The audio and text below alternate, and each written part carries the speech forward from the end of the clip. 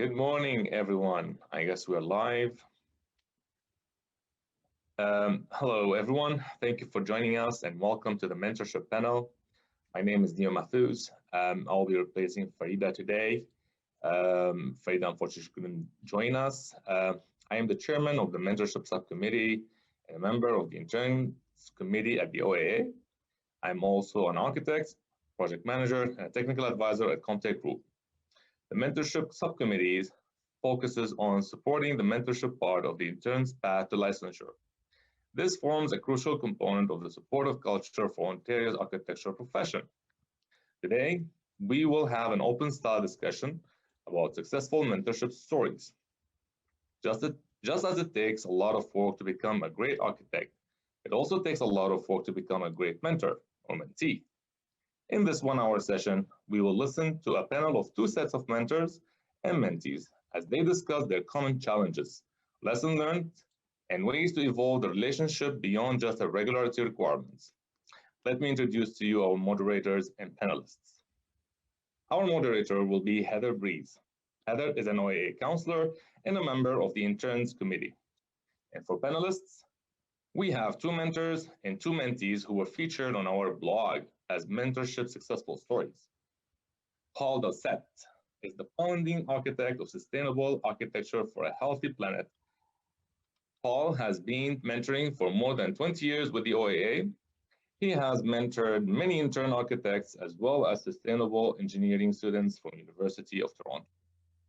Andrea Katz, she is an associate at IBI Group.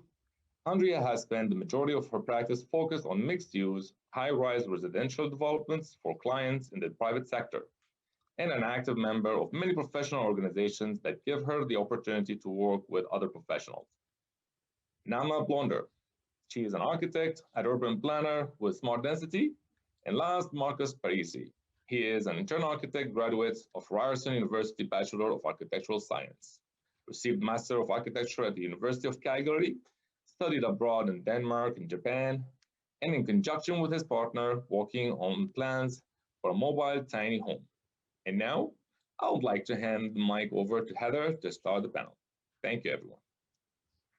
Thanks, Neo, for that introduction. And thanks, everyone, for joining us today. I'm really excited that we have this space and opportunity from the OA to talk about mentorship and how important it is for interns, especially now the industry, just like many others, is going through a ton of changes. So it's always great to know where to go for resources and other ways to get involved for both architects and interns.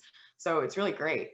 And if we want to just jump right into it, I think that was something that I want to start the discussion with is really how, as an intern, you look for your mentor, and then if you are an architect, how you can look for mentees or other ways to get involved. So Nama, I wanted to ask you about that.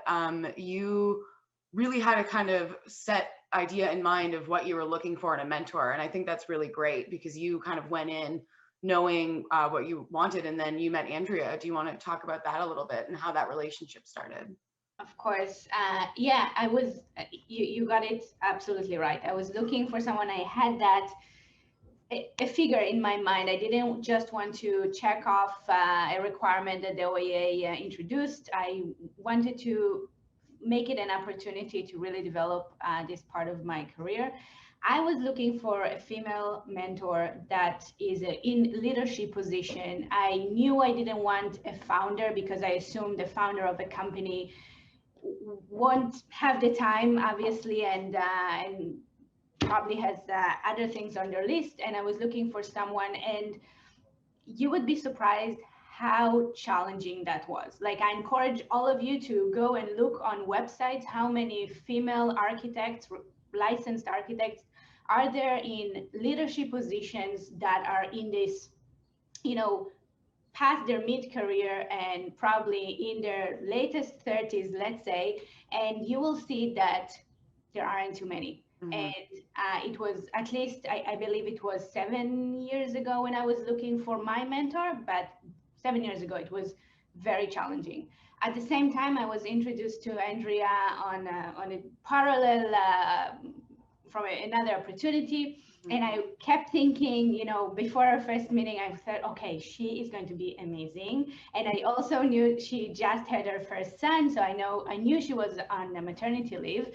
So I kept thinking, how on earth I'm going to bring up that question. And then when we met like 10 minutes into the meeting, she actually brought it up and asked me if I want her as my mentor. And that was match made in heaven, really meant to be. Yeah, I really love that story. I love how you, it's great that it kind of clicked to fit into the pieces that what you wanted, and it really has benefited the both of you in that way, looking for those kind of shared experiences. And I wonder, like, the kind of other side of that, and a little bit more, I think what I hear a little bit more common is, Marcus, your path to finding Paul as your mentor was a little bit more free-formed, I think, were your intentions when you went into it. Do you want to talk about how you became to be Paul's mentee? Yeah, absolutely. Yeah, I had just finished my graduate studies in Calgary. So coming back to Toronto, wanted to take some time for myself. I was working in like a fabrication studio, working on my portfolio on the side. And then as I was sort of looking for employment, I started attending seminars, lectures, and one in particular, the Passive House meetups. Started talking to people there, and met one of Paul's staff. And from there, it was initially supposed to be an interview, but as things sort of line up, I thought this would be a good opportunity to connect with someone who shares the same values in architecture, as well as kick off my journey or my process in the IAP. Mm-hmm. Yeah, and then I think for the flip side as well too, looking for mentees that share some of your interests, and recognizing that you have both, you can learn from each other as well, but coming from that sort of shared interest platform, I think is a really great way to connect, because Andrea, as we were just saying from NAMA, that's how you guys connected.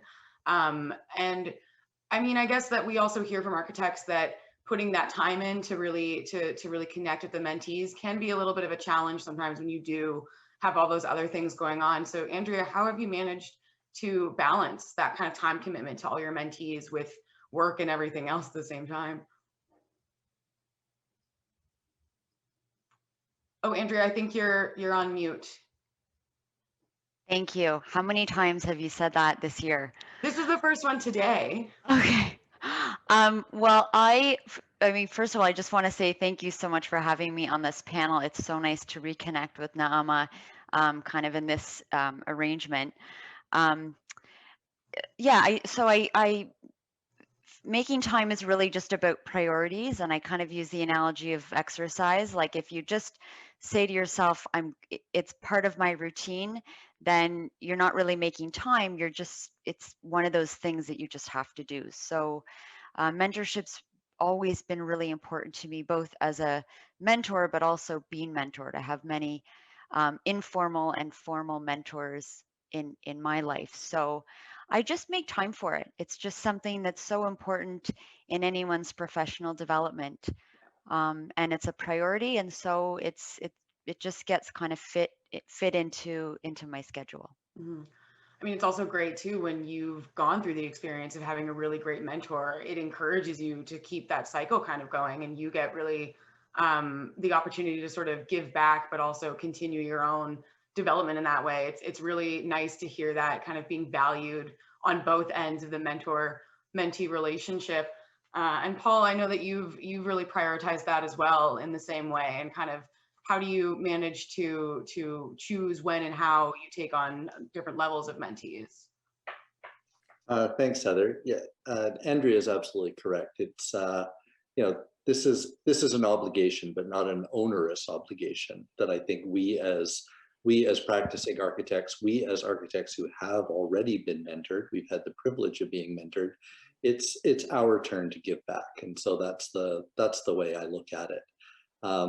For myself, I had a great mentor when I was just graduating from school a long time ago.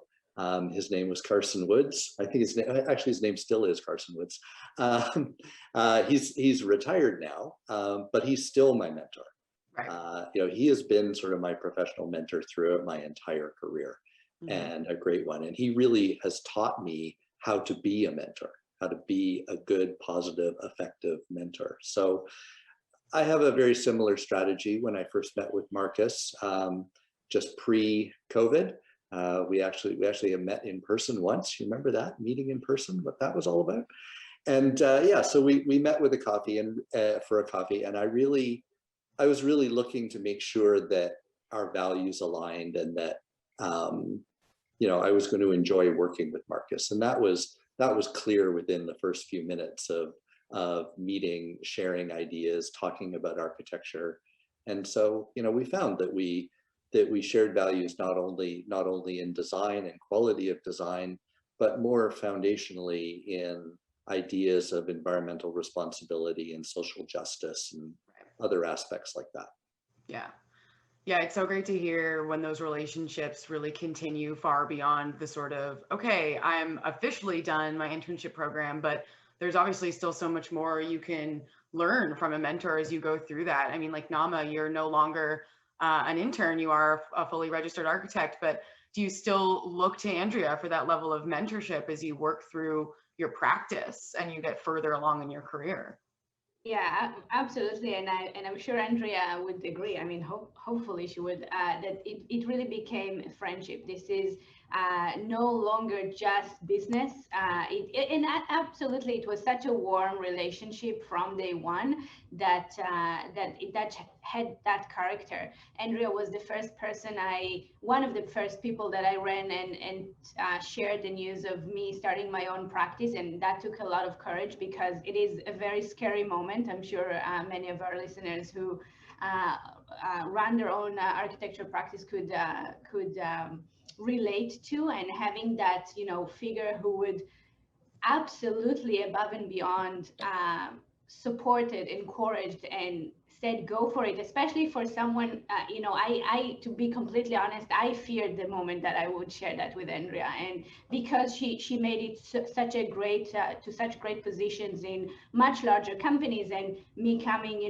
saying okay, I'm taking a complete different route with my career. So that having that figure of someone saying yeah, do it, it's going to be amazing. And from that moment on, sharing with her my success and some major milestones, and it's been a while. I understand Marcus and Paul's relationship is quite new. Ours goes I believe 7 years. Yeah, several years for sure. Yeah, fantastic. and I think that relationship goes both, like the mentorship goes both ways right from the start. And certainly, I mean, Naama's done so well in her journey, and I've learned from that. I've been able to learn from that because she's taken risks that, working in a larger company, I'm just not privy to. So it's there's always that opportunity to kind of mentor both ways. Yeah. And it's so great to sort of have someone to immediately share in your success with, because they've seen the work that you've put in and they can understand that on both sides, maybe more than most other people, which is pretty great.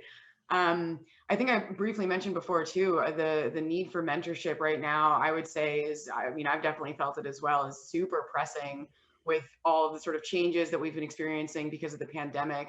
And that has really shaped a lot of people's relationships with their mentors and mentees, people who have had to find a mentor during a pandemic where you can't really meet in person is super difficult.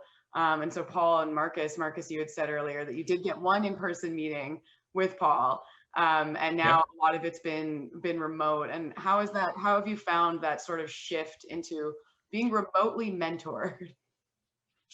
Yeah, absolutely. Well, a coffee was great, but it's just like with the balance with work and trying to readjust to being online.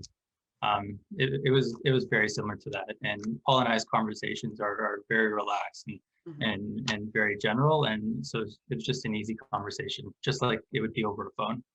Yeah. And I'm wondering if there's almost, I mean, there's pros and cons to all of the things about working remote, but it seems like there's kind of a little bit of a less formality, and there almost is a little bit more accessibility. Like Andrea and Paul, have you found that you are almost able to spend a little bit more time speaking with your mentees because maybe it isn't meeting in person and it's just a couple quick emails, or how has that shifted for you during the pandemic? Yeah, I'll take this. I'll take a first stab at this answer for sure. I mean, not just with in terms of the relationship, the mentor relationship, but other things too. I find that, and this is maybe a separate conversation, but the flexibility that comes with working from home, I think affords a lot of people the ability to get more involved professionally as a mentor or, you know, on other committees. And that's just because the workday is so optimized. You know, you don't have travel time. You're not, you know, going all over the city, finding parking for meetings. So I do find that there is a lot more time in the day to do things like mentorship and other things that are more sort of professional oriented, less, you know, day-to-day work oriented. Mm-hmm. Yeah, thanks, Andrea. As you say, the you know, that space between tasks that used to be driving around frantically, usually looking for parking frantically, usually. That time, you know, now between tasks, I can say, hey, I'm going to give Marcus a call, see what's up. Just, you know, let's just have a quick check-in chat, and that I can now use that as a little mental break between one task and another.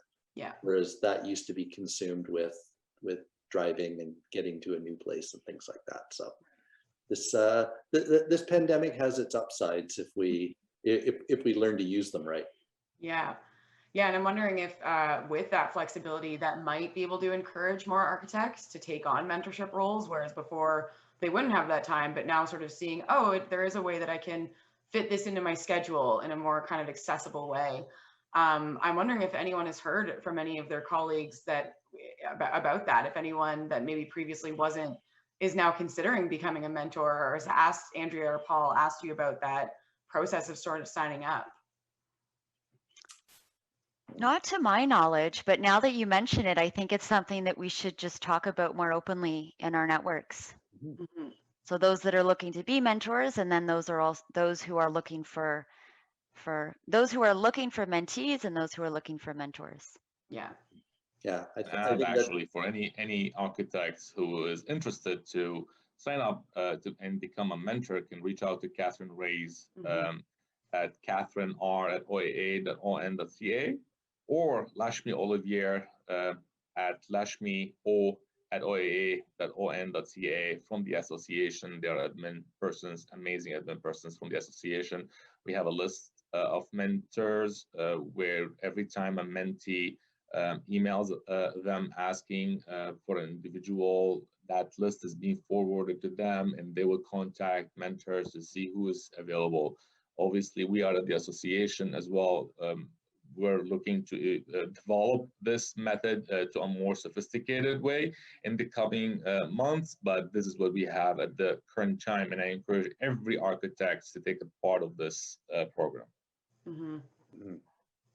Yeah, I think this is a great idea. I think this time last year, you know, we were still grappling in the early days of this pandemic and wondering how we were going to run our lives, how we were going to run our businesses, how were we going to work, how were the kids going to get to school.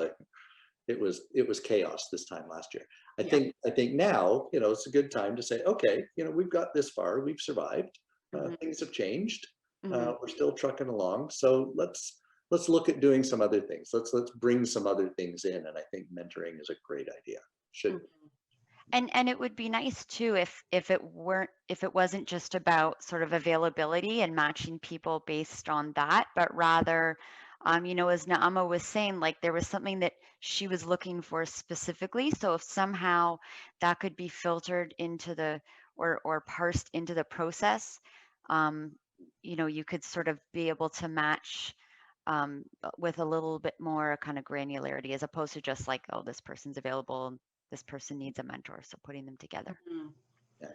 Yeah, in the mentoring that I do at the U of T with the Sustainable Engineers Association, they actually, again, back when we were allowed to meet with people in the same room, they actually had a speed dating session. And so they brought in a dozen people who were willing to be mentors, a dozen or more willing mentees, and we sort of went around and met each other. And at the end of it, I wrote down 3 names of the people of that group that I'd like to mentor, and they wrote down names, and we hit a match between myself and another fellow, and like Marcus and I, we've been great pals ever since. So. Yeah, I love that idea. I have literally described finding a mentor as speed dating before. I think that's a really kind of great analogy. Yeah, and I think definitely there's opportunity for having a little bit more of a accessible or formalized system in place for connecting mentees and mentors. I think that's absolutely something that can be done. That I would encourage kind of the more softer, what's the word I'm looking for here? The shared similar interests, being able to kind of put those in and find somebody there. So like we were saying before, Marcus, you had a little bit more of an open idea of what you were looking for in a mentor. Has there been anything about the mentorship process that is kind of something you weren't expecting, that you're really happy to have in your mentor that you didn't really think was part of the deal? Yeah, well, I didn't really think about the, I guess, qualitative aspects of the mentorship. Sort of when you're going through all your hours, you're thinking quantitatively. You're trying to get all these hours, trying to see how fast you could do it in. But just speaking to Paul, it's really sort of uplifting to step away from that and sort of to re-energize why you're in the field of architecture. So that's something I didn't expect. Mm-hmm. Yeah, and Nama, you said something similar. You kind of were looking for that. You were looking for that connectivity beyond just the profession. So it wasn't just simply about like checking off things in a book. You were looking for that as well.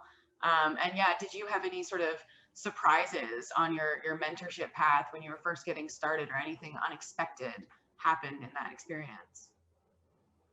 Nothing unexpected. As I said, it was a very warm relationship right from the beginning. So it felt like I have this person who could give me, unbiased professional advice and I could trust. So from that aspect, really nothing extremely surprising. Just beyond the fact that I was heading to ask her the question and she raised it herself. That was a good moment in time, but nothing in the relationship itself. Mm-hmm, mm-hmm.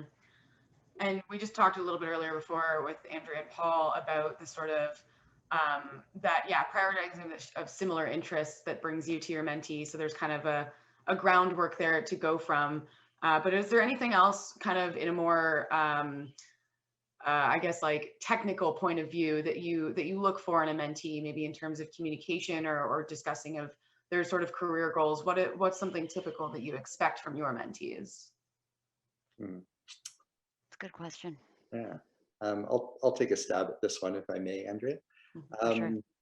So as Andrea has mentioned, this is not a one-way street. This is very much a two-way street between the mentor and the mentee. And as much as Marcus finds it encouraging and gives a good spark to his career when he talks with me, I find the same. Even though I'm at a little further along in my career, it still needs a shot of energy every now and then too. And where I get that from is the new people entering the profession. So the enthusiasm, the unbridled enthusiasm that these young people have, when I'm a little further along and might have a tendency to a little more cynicism at this stage, in this reciprocal learning that we have together, that changes, and that's what I can get out of it, and I'm pretty sure, and maybe Andrea, you feel the same. We wouldn't keep coming back to this if we didn't get something out of it. You know, we Oh yeah, for we, sure. we have to get something, and that's really what I get is the shot in the arm and the enthusiasm for the profession, and thinking, you know, wow, you know, things aren't all so bad. You know, this profession has hope going forward. I think that's what I find from talking to young people like Marcus and Nama. Yeah, and I mean, the thing that I would add, and I echo all your points, Paul, is that one of my mentors said that architecture is all about relationships. I mean, it is about sort of the drawings and the permit drawings or whatever, but it's really about relationships with our clients, with the consultant teams that we work with, and then with our teams. And so I think the relationship that you have with your mentee and the relationship that the mentee has with their mentor, you know, that carries forward into time, and the potentials for those relationships are sort of endless. They could be just, you know, emotional support, professional support, but it could also turn into work, or you know, connecting you with a client that you wasn't really on your radar. So I think that's one of the things about about relationships that are really important, whether they be informal or formal in the case of this relationship. Right. Yeah, and I know that, I mean, especially for me as an intern, having that, feeling like I'm being respected by my mentor, that they are also learning from me, and that is a two-way street.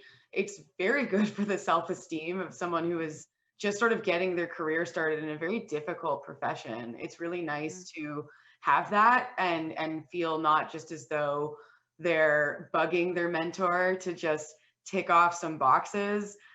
The fact that those things kind of go both ways is very good. I mean, I'm a little bit biased. That's my experience with my mentor. I'm also quite lucky. Marcus, I'm wondering if you've felt something similar too about Paul, where it's confidence building to have a good relationship with the mentor. Oh yeah, absolutely. Yeah, there'll be times throughout the workday where, and being new in this profession and starting my journey, things that I'm unsure about, things that I feel uneasy about, or things that I think could be done better, sort of day to day.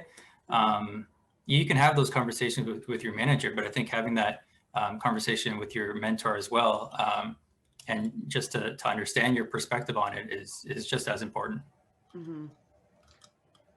Yeah, that's an interesting to bring up the kind of differences in roles between the supervisor and the mentor. The supervisor has a much more sort of specific role of being your colleague or your employer, and they do have a much more sort of technical checking of boxes, etc. And then having that mentor outside of that to really have bigger ideas, discussions, and a little bit less formal, and ask those kinds of questions, I think is super helpful. And Nama, clearly this was really beneficial to you as an intern, and still very much is. And I'm wondering if you found it a little bit almost nerve-wracking to start sort of like broaching those conversations about the bigger picture with your mentor and starting to ease out of that box of just looking at the quantitative items of the process, as Marcus said earlier. Interesting question.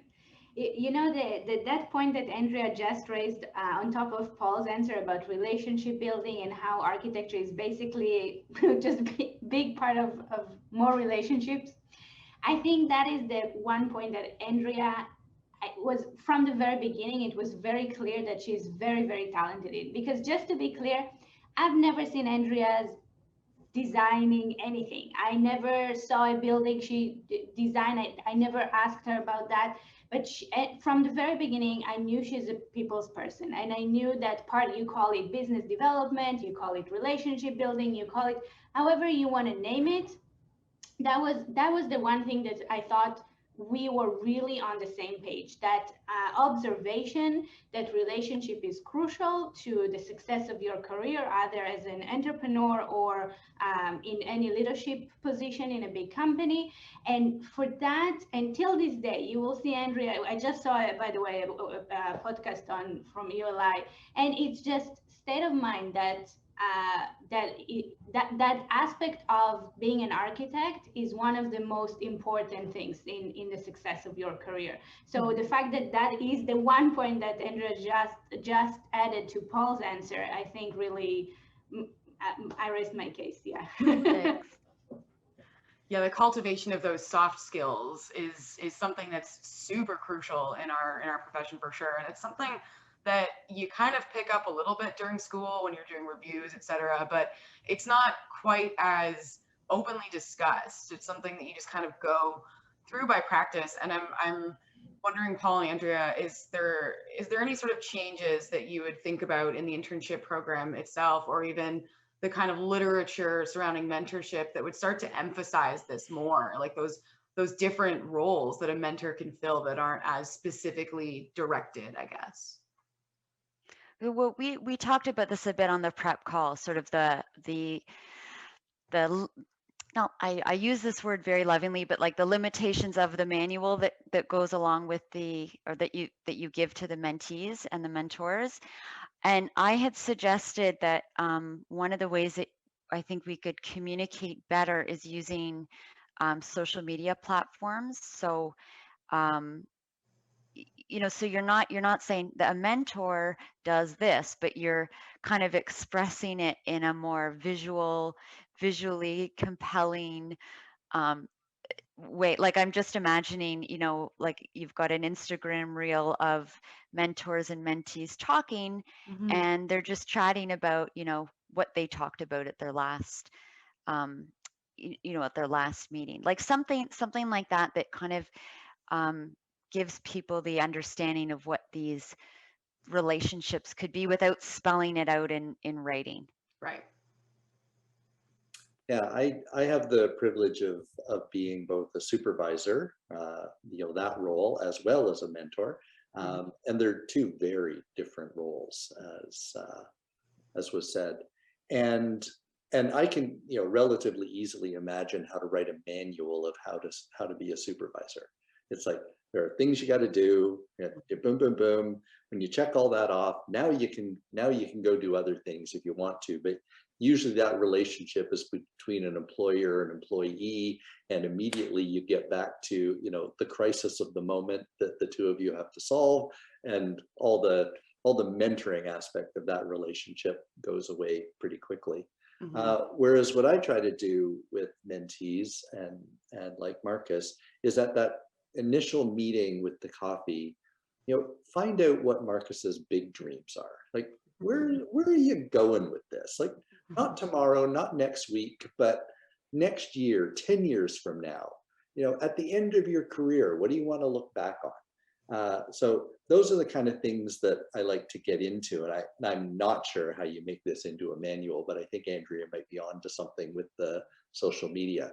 Maybe a bunch of TikTok videos. And I'm going to completely, age myself out of that conversation because I have no idea what TikTok is beyond that.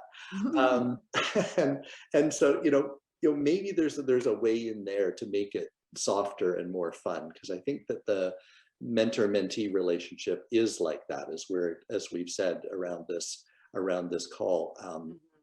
It's soft skills. It's friendship many times. It is. For me, it is remembering what Marcus's North Star is of his career. And when he tells me about something that he's working on or something that is troubling him, I can help steer it back to the North Star. Like, have we, Marcus, have you changed where you want to go with this idea, or are you getting off on the wrong path? Which way is this going? So, but I think finding ways to communicate that would be good. This is very interesting, actually.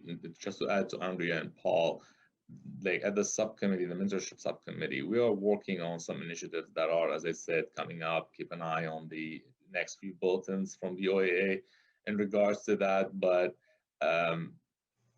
for all mentors and mentors to be, like, I would say reach out to interns in your circle, like especially those interns coming from an internationally trained background. Those are coming in a very tough period during the pandemic because they don't have that, they're not privileged with a circle of social contacts in the architectural community. And they may have a very hard time. Like, this is our Canadian spirit, to reach out to others and to make sure we have guided them by hand through their journey, and that reflects on our cultural merits and what we aim to be, not just as professionals, but also as Canadians. And Absolutely. I think I agree totally. And if I can just add, because I was just recently introduced to the TSA Connects kind of initiative, and I think that's a great place to really meet a lot of new interns.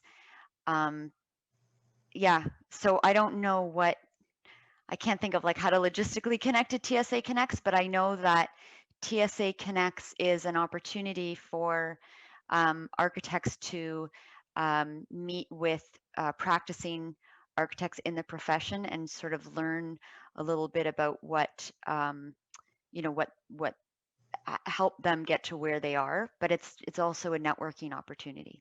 It's a fantastic initiative, the TSA Connects. They have people from all throughout the industry. There's obviously architects, but then they have architectural photographers, or they have building engineers. Like it's really, really great. And I'll also point out too, I can't remember exactly which page it's on, but somewhere on the OAA website, we do have mentorship stories, which are really great videos, similar to what you were describing, Andrea, of kind of just nice tidbits of what has been your experience in mentorship. And I know that we're trying to expand that type of material that we have right now. And I think maybe just to wrap up this discussion, I'll ask the same question to Marcus and Nama. I know for myself as an intern, I've gone through the manual a couple times because it's a little overwhelming. It's a lot of material. Just to make sure I'm not missing anything, I'm doing it all right.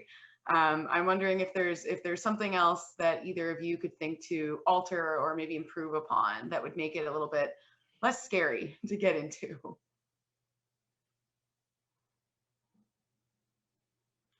I know, Nama, it's been a while, but you've had some time to reflect. Yeah, I guess for myself, I'm trying to reach back there as to when I had reviewed it, but it was definitely a lot of text. So any way to reduce that, I think that'd be good. Put in some visual work like Andrea. Yeah. I guess I really wasn't prepared to answer that, but why not? I guess the entire mentorship feels like it's very much geared toward custom home design, and not so much the scale that Andrea and I work in, which is mixed use, even master plan.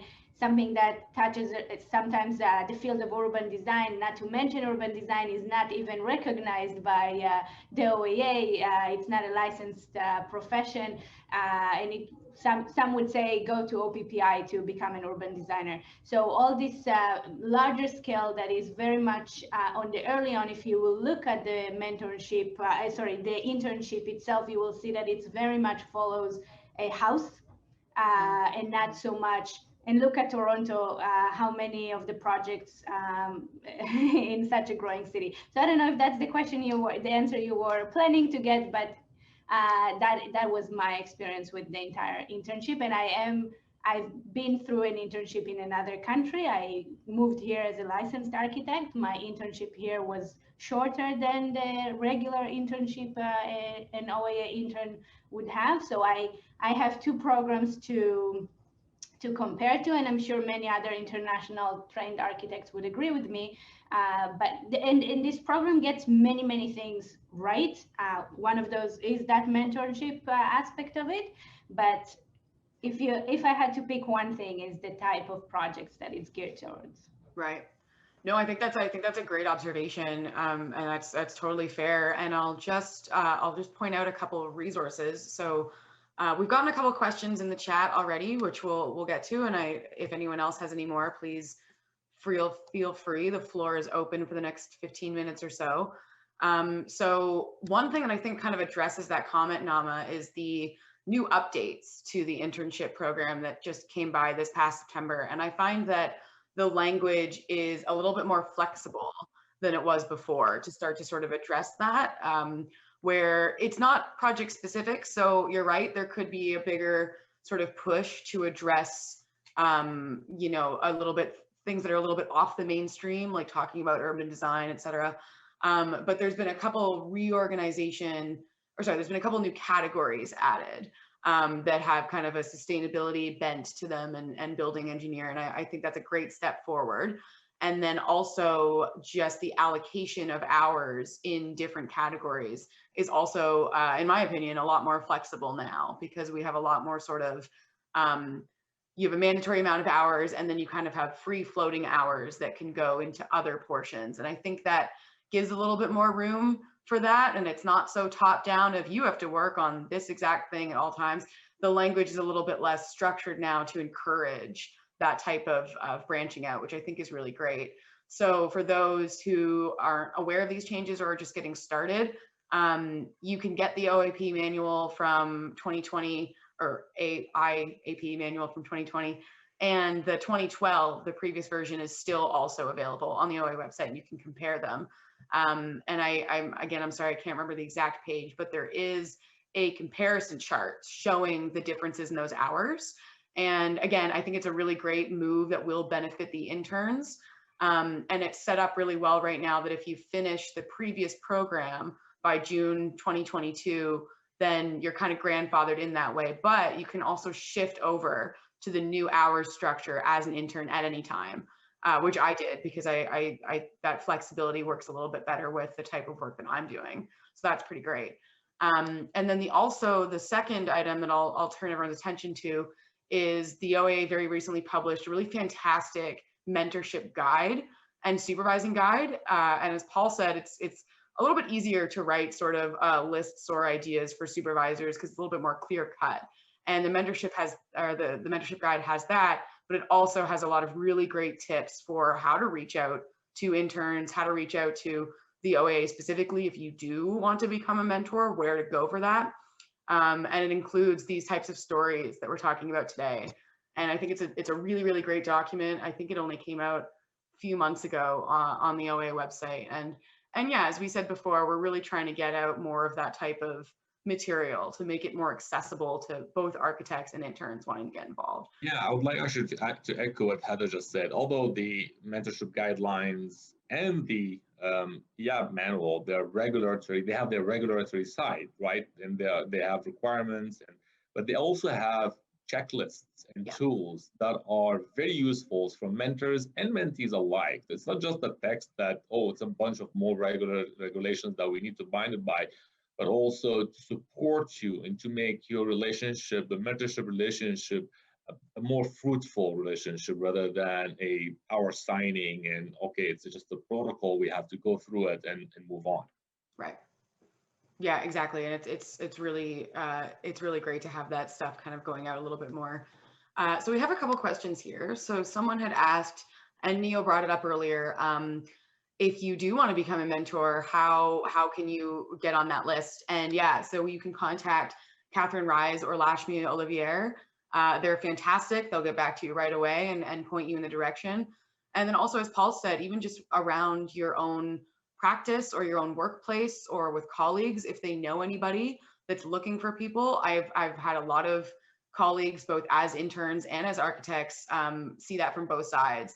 And just really ask around, because it also just starts to encourage that conversation more. And then potential interns or potential mentors also start to get more comfortable talking about that in the workplace, which I think is really fantastic. We had another question. What are some of the typical questions that mentees ask of their mentors? And I'll throw that one over to Andrea and Paul, some typical questions. It's so varied. It really depends on the relationship, on the person, on their North Star. Yeah, I don't think I don't know. Paul, do you want to take a stab at answering that? Sure. I don't think I'll do very well, but it's a great question because it's got me now thinking. So I think that the types of questions, I think what Andrea was starting to get at, the types of questions are more, they're more philosophical than they are, specific. Again, looking at the questions I get asked as a supervisor versus the questions I get asked as a mentor, what's the difference? And from the mentees, the questions are more along the lines of, am I making the right life choices here? Yeah. You know, that kind of level of The big questions. Oh my God, this is a big burden to carry to, you know, help you find an answer to this question. But sure, let's go, let's do it. Right. I would say of the mentees that I've had that are women that are starting families or have families, the big question is, and it's still a question that I'm asking myself on a daily basis, is how do you find a balance between, or how do you bring together family life and work life, and you know, what does that look like? And it looks different for everyone. There's no one answer, but that's definitely something that I do spend a lot of time talking with the mentees that I've had who are women about. Right. I remember when I was mentee myself, I used to ask my mentor on employment regulation, on how to get a raise, on how to actually what to do if there is a hardship in our company, or am I right in the discipline I'm working with. Even sometimes we get stuck in our office, let's say working on a big project with construction documents forever, and we start to forget some part of project phases. Your mentor is the source of information that will answer and refresh your memory on everything, because he is he's the reference to you, and he is the record of all architectural help that you can seek and get, whether it's schematic design, programming, or anything. And also the advocate. So not only, you know, that's correct. So encouraging, asking the question. Yeah. And I'll add to what Neil just said, that Andrea and I had a mock interview and a mock negotiation on salary. I don't know if you remember that. I do, of course. That mock negotiation, and yeah. So in essence, it comes down to, you know, those questions that you wouldn't ask your supervisor. Exactly. Because it's showing the cards in your hand to your supervisor, and you don't want to do that. So. Yeah, and I think it bears worth repeating that separation is so helpful for the interns, and having that kind of other person to go to that is, you know, separate stakes from the workplace is super crucial. So encouraging that from a mentor is really important. Somebody asked, is there, what are the OAA's requirements for a mentor? And I'll flip this to you, Neo, because as far as I'm aware, there are no requirements to being a mentor. You have to be OAA registered, and that's it. There's, which is kind of one of the reasons why some architects don't really know if they can be a mentor. There's some fogginess around it because there are no official. Once you have your architectural license, you have your OAA designation, you can become a mentor. There's no fantastic. So there's nothing on that. Yes. We were also asked, do you think there's a role for a late career sole proprietor mentor? Yeah, and so Paul, I'll give that one to you because you emphatically nodded. Yeah, and my mentor was exactly that, and I think that's part of the reason why I had the courage to, you know, when I was almost 50, to strike out on my own. Mm-hmm. and you know, start running my own firm my way, and you know, had my mentor not done that, I may not have had the courage to do it. So right, yeah, fantastic. We also have kind of a similar, almost the other way around. How does it change your mentor relationship when the mentee is older? So possibly with more experience and registered in a different country. And I think we definitely see those two kind of different situations with Marcus and Nama. Someone who was already in the internship program in a different country and has sort of gone through that. So for Andrea, I'll flip that one on to you. There's clearly a different experience when you have mentors at different stages, or mentees, sorry, at different stages in their career. Well, Nama was licensed. Yeah. So I think the question is really just about understanding what sort of the goals are. So someone that's been licensed and coming to a new country looking for licensure, you know, you would imagine that their goal is to get licensed as quickly as possible. So I think as a mentor, it's my role to help expedite that process. It's not to say that you know, there's not learning that happens along the way, because I think, you know, to practice, different geographies just have different, you know, there's a different kind of ethos in wherever you practice, and that's something that can definitely take place. But yeah, I mean, with NAMA, our goal was, okay, you know, let's see how we can kind of expedite the checking of the boxes as quickly as possible. Right, right. Somebody also asked, from your meeting with mentees, is there an optimal frequency? And I think I'll flip this one onto Marcus, because Andrea and Paul, you guys are superb mentors, but I know that sometimes it's a little bit of a challenge for the mentee to, hey, I need some help. Do you have time? Do you have time? So for Marcus, what's kind of worked well for you in terms of the frequency with which you meet Paul? Yeah, absolutely. Yeah, well, and I guess want to start off on, and I'm still learning. I'm a very new mentee, so and even this conversation here, I've been writing notes, so this has been really good. But I guess to date, sort of Paul and I have been meeting about twice a year and sort of checking in between the holidays. But one of my goals is to be more frequent and checking in and see how Paul is doing. Let him know what I'm up to. Right. Yeah.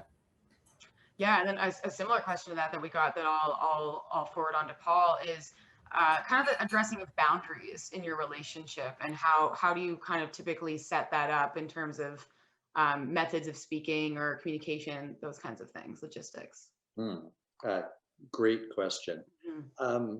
You know, at all times, you know, as the mentor, I need to be professional. You know, it's a little bit like an uncle-nephew relationship. You know, your family, you have to be respectful. I treat this very much like a family relationship, you know, kind of with the thought that, you know, if you do something untoward in all of this or speak out of turn, it doesn't get forgotten in the family. Mm-hmm. We are a small group of people, and I think remaining professional is the key to that. Right. So almost as kind of a similar question to that is do interns feel that they have a responsibility to their mentor? Like, I know I've felt this before too, where I'm like, ooh, you know what? I don't really have any questions particularly, but I should probably just reach out to my mentor to sort of let them know that I'm still doing well. I wonder, Nama, Marcus, have you sort of experienced something similar?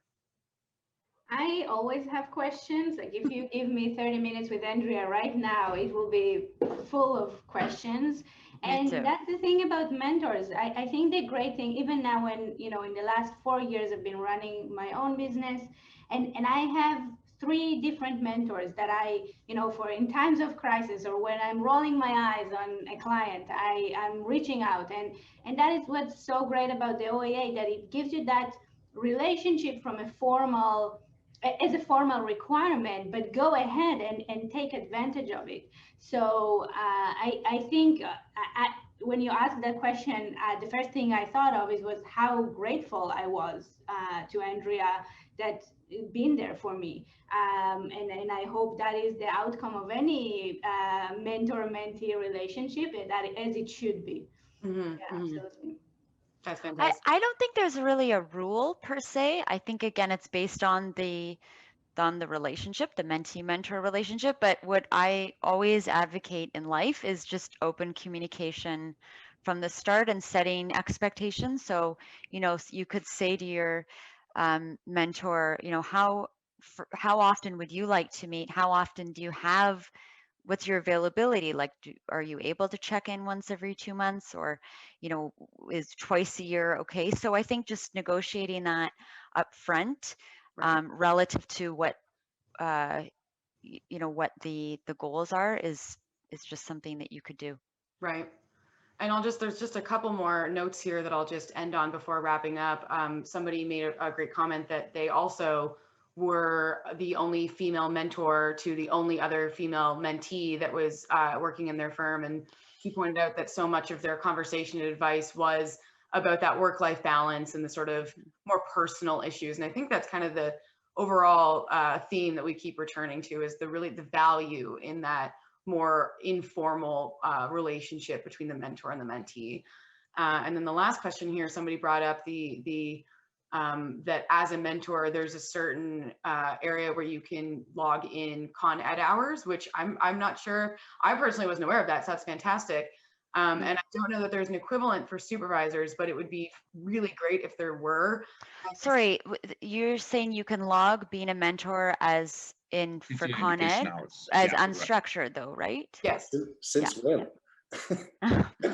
how much could I backfill? Either. So thank you to who just put that in the chat. So everyone go check that out. But I also think, yeah, it would be a really, really helpful idea for the supervisor architect to have that ability as well. And I think that is something that has come up in conversations quite a bit. And I think we've had a really great discussion. Thanks everybody for sending your questions into the chat.